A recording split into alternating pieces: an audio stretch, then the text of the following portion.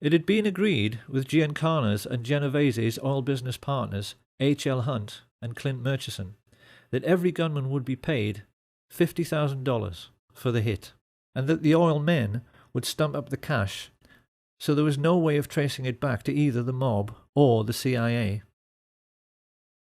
For their part, Jack Crichton and George Bush were trying to lay the groundwork at the street level with the mayor Earl Cable, the brother of CIA chief Charles Cable, whom Kennedy had fired. Both the Cable brothers were crucially important in the development of the fine details of the plot, because they agreed to allow Crichton and his associates George Lumpkin, the Dallas police chief, Lieutenant Colonel George Whitmire, and Harry Weatherford, to make use of their 488th Military Intelligence Detachment, a privately funded part-time intelligence force which had amongst its ranks many members of the John Birch Society, the Ku Klux Klan, and around half of all the serving police officers in Dallas. The plotters realized this was a masterstroke, because it meant they could control the streets and the crime scene, but they also realized that when the shooting occurred, the response of at least half the police on duty would appear to be completely genuine. And yet for all this intricate planning, involving, as Sam Giancana later admitted, dozens of men, the American Nazis were aware they still had a problem.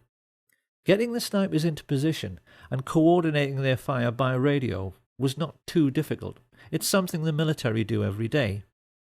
But this problem of blowing the man's head clean off had another side to it. Supposing, as can happen, all the snipers missed. How could they possibly legislate for this contingency? You see, being a professional sniper is a lot like being a professional golfer.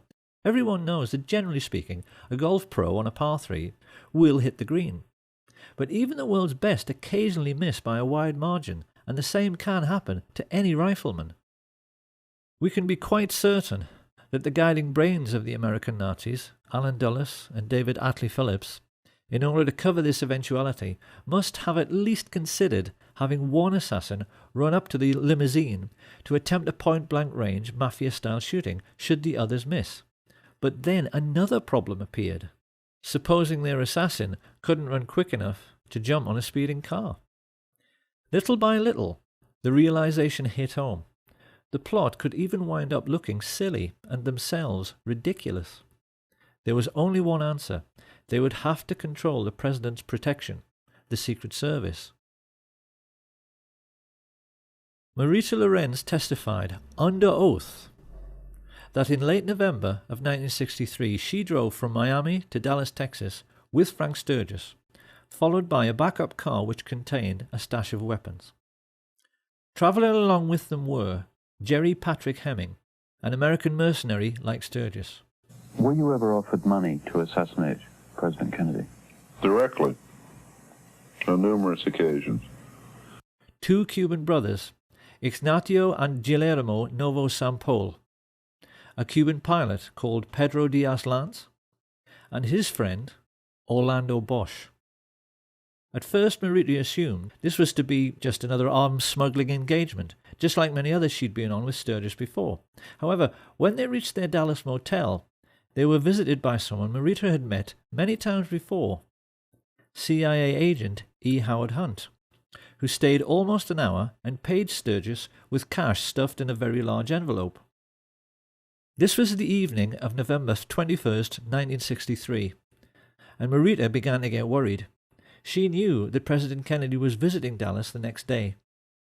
Becoming concerned, she pressed Sturgis as to the real purpose of the visit, and when he told her that for this one time it had to be confidential, she decided she wanted out. Marita had no way of knowing that a great number of other people had made similar journeys that day. CIA pilot Tosh Plumley flew several assassins into Dallas Love Field without even being told who they were. From all over the country, radio operators, riflemen, drivers, false ID suppliers like Chauncey Holt and Bernard Barker, and getaway pilots like David Ferry converged on the city. Whilst at the home of oilman Clint Murchison, a group of his Nazi friends were congregating to celebrate Kennedy's imminent demise. Due to the testimony of LBJ's mistress, Madeline Duncan Brown, the mother of his illegitimate son, we now know that amongst these guests were J. Edgar Hoover and his homosexual lover, Clyde Tolson, who stood to lose the millions they'd invested in their host's oil business if Kennedy lived. Hoover also knew Kennedy wanted to replace him as head of the FBI. The two Brown brothers of Brown Brothers Harriman, who along with Cliff Carter, John Connolly, and Senator Joseph Yarborough stood to lose millions from lost defense contracts because they knew JFK wanted to end the Vietnam War. Also present were Joseph Sevilla, head of the Mafia in Dallas, and the mayor of Dallas, Earl Cable, the CIA men who knew the president was serious about smashing the Central Intelligence Agency because he'd already fired Cable's brother, Charles. Having a drink with them was Chase Manhattan bank chief John McCloy, a confirmed Nazi who had shared a box with Hitler at the 1936 Berlin Olympic Games, and Mafia chieftain Carlos Marcello, who felt nicely at home rubbing shoulders with Sam Giancana's representatives Jack Ruby, Richard Nixon, and Haraldson Lafayette Hunt. The media were represented by Eamon G. Carter, and the only one who might have felt a little out of place as he awaited his boss was the world-class marksman and serial killer Malcolm Wallace. Late in the evening, Lyndon Baines Johnson finally turned up and briefly went into the party. When he came out to greet Madeline Brown, she said he was euphoric. Let's go back to the night before. When Johnson came out of the meeting, what did he say to you? He was so angry. He had a violent temper when he was upset. Well, let's use the exact words that he said to you. What did he say to you? He grabbed me by the arm, and he had this deep voice, and he said, "After tomorrow, those SOBs will never embarrass me again. That's no threat. That's a promise."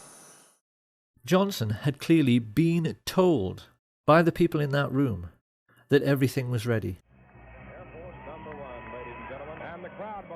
The next morning, the president landed at Love Field and was led to his car by Governor John Connolly. As he is driven away, it is immediately apparent that something is wrong, as Secret Service agent Henry J. Rickber tries to take up his proper position on the president's limousine, holding on to these handles provided for the purpose, and is ordered to stand down by Emory Roberts. Let's just look at Rickber's reaction again. He is quite clearly disgusted. Why aren't they letting him do his job? And as the car glides into Dallas, we can now see how the removal of his Secret Service protection has opened the president up to a field of fire from almost any direction.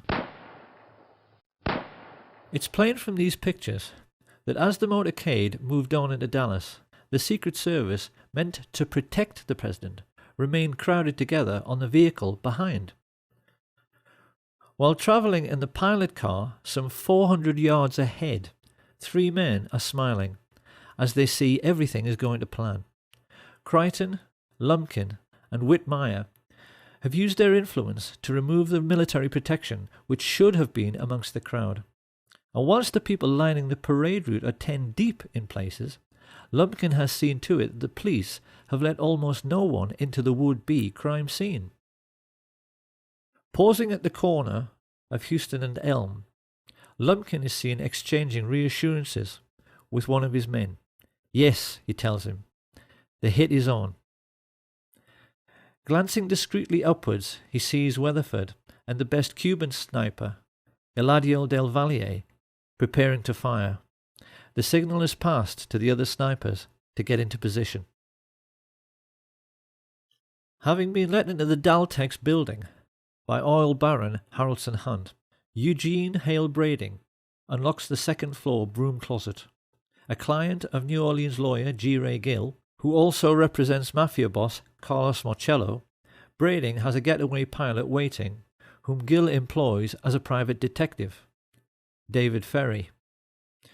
He opens the window, and as Charles Nicoletti loads his rifle, Richard Kane listens to his radio. Car coming. Get ready. Closing the door, Milwaukee Phil Aldericio guards the corridor with 2 Cubans, Rolando Mesferrer and Rolando Otero. This basic pattern was established all over the plaza. A sniper next to a radio man, alongside a second marksman who could take over should the first want to back out at the last moment. Each team was then guarded by more assassins, mainly Cubans, who made sure no one interfered with each group. It all sounds quite professional, and the truth is, it was.